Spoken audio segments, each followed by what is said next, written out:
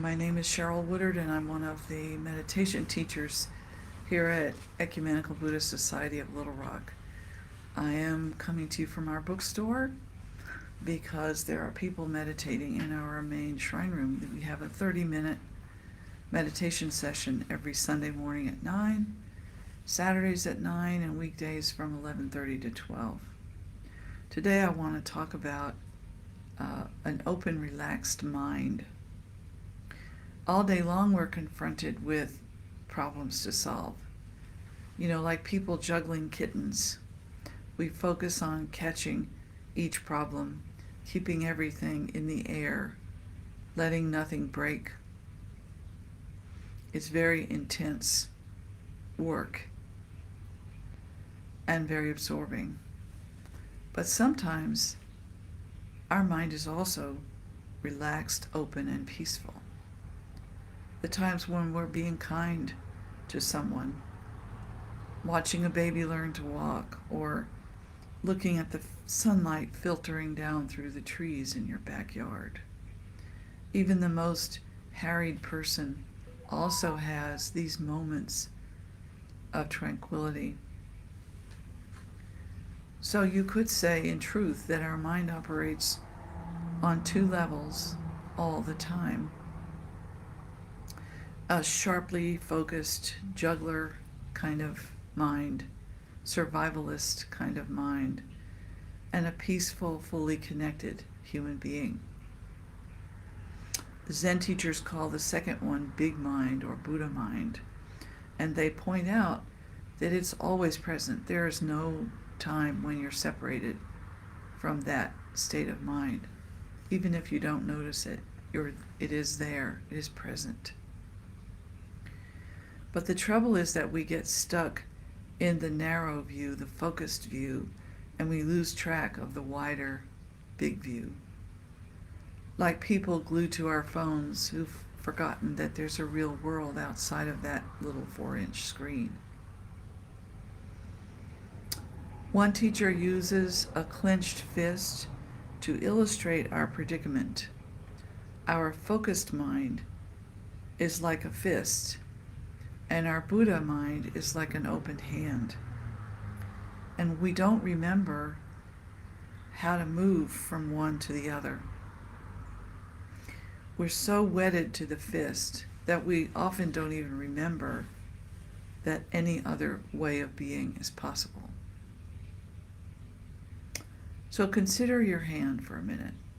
When you need to hammer a nail or chop onions or pull weeds in the garden, your hand can ball up and get the job done. And it does get the job done, but you don't want to have a fist when you're petting your cat or bathing a baby or sleeping. So, it's easy to forget that those other things happen too all the time. A fist is only one state that your mind can be in. And actually, most of the time, your hands are resting peacefully, at ease, unoccupied, just being present, just being ready.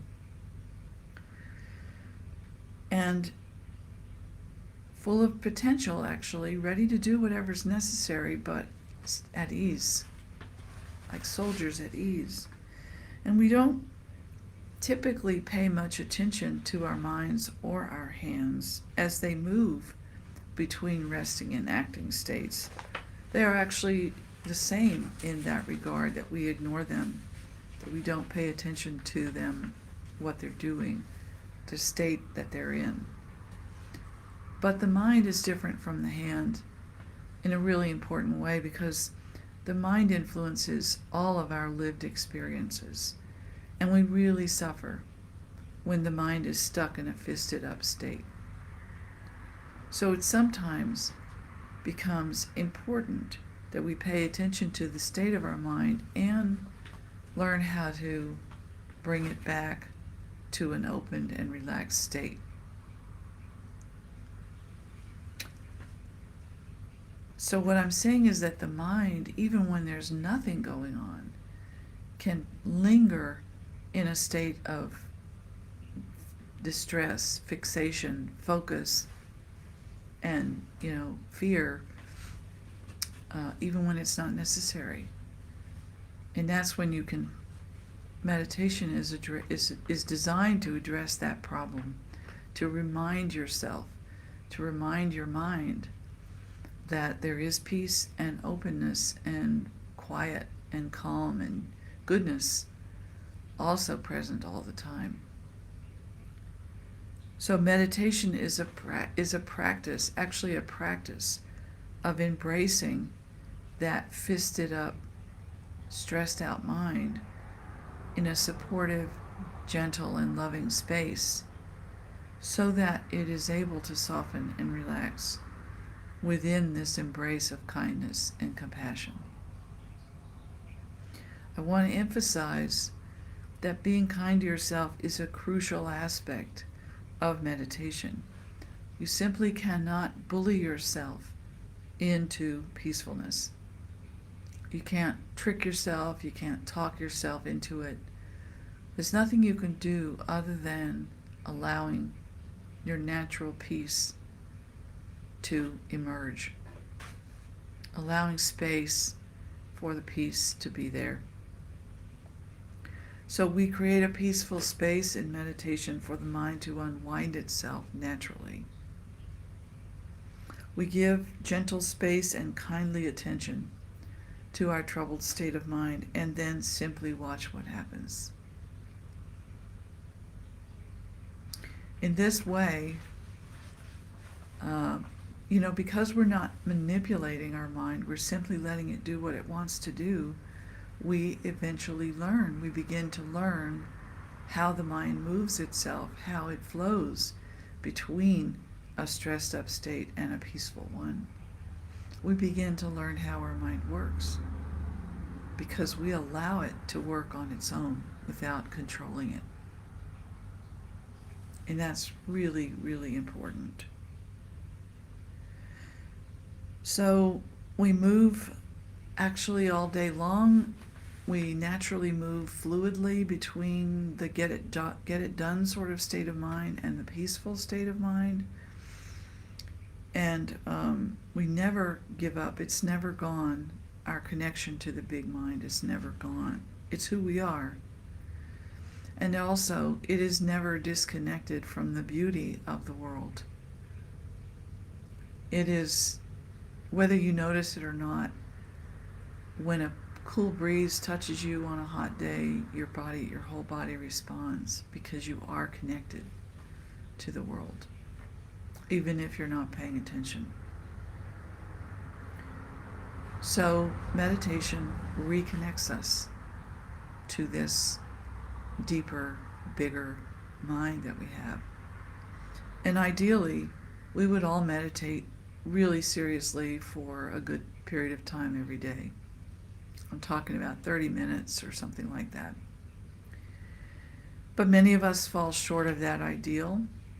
And even if we are doing it regularly and we're really getting comfortable and proficient in meditation, there are times when still you get knocked off your seat.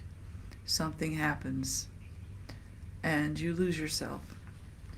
So what I'd like to do is offer a quick encouragement to remember meditation even when you're in the middle of something and there's no time for actually sitting down on a cushion or a chair and meditating. Remember that you can simply settle your body into a relaxed, upright posture, comfortable, upright but relaxed. Be present briefly. Bring yourself into the present moment briefly by noticing your breath. Take a few deep, conscious breaths and know that what you're doing is connecting to the present moment. You can also use your eyes or your ears to connect to the space around you.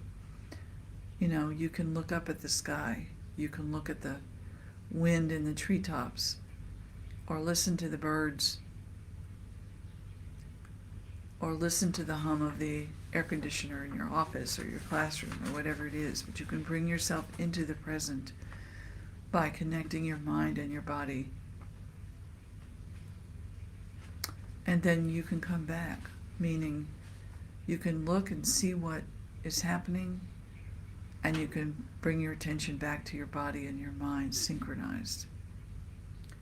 And then at the end, before you stop, just as you finish, you can love yourself a little. Generate some love for yourself, for the people around you, for everyone who's ever felt how you feel right now. Just remember that, you are okay, you are good, and people are good, and people are all in this boat together. You're not alone. So give love to yourself and all the other people who are currently earnestly trying to soften and open their minds so they can deal with the present moment wisely and with compassion.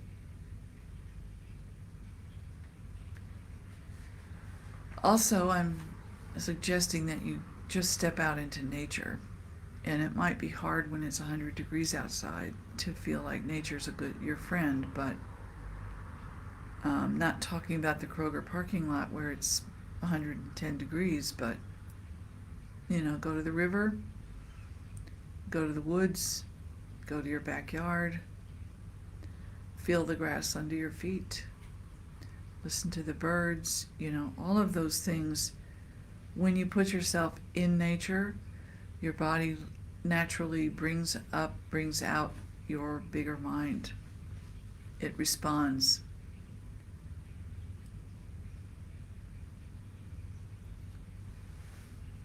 I really hope this is helpful to you. I know these are really stressful times for most people. At least everyone I talk to is horribly stressed out and wondering how we're going to get through, what's going to happen next, how much worse could things get. And we don't know. But we do know that people are amazing. We are amazing. And we have this power of love and compassion, which is really strong and really smart. And we can connect to it, and we can use it, we can tap into it, pull it up out of the ground like water from a well, spread it around, drink it. So meditate as often as you can. Here at EBS, we offer as much time and effort, we give you all kinds of opportunities to come here and meditate. That is our main purpose. And we also have all these groups of people who, like you, are trying to figure this out. And they meet all week long, every night, every day. You can sit and talk to them and share with them and commune with them. And boy, it feels really good to do that. So it's all on our website, ebslr.org. Also, we have a newsletter. If you haven't already signed up through our website, you should, because we're constantly putting together programs. There will be a movie night, potluck, and barn dance in September sometime, and other things going on that you will want to know about. So sign up for the newsletter and watch this Facebook page for notifications. And meditate, give it a try. Be kind, be gentle about it. Don't be tough. But just trust that you do have the faith and the love, the peace and the love and the quiet calmness in there somewhere.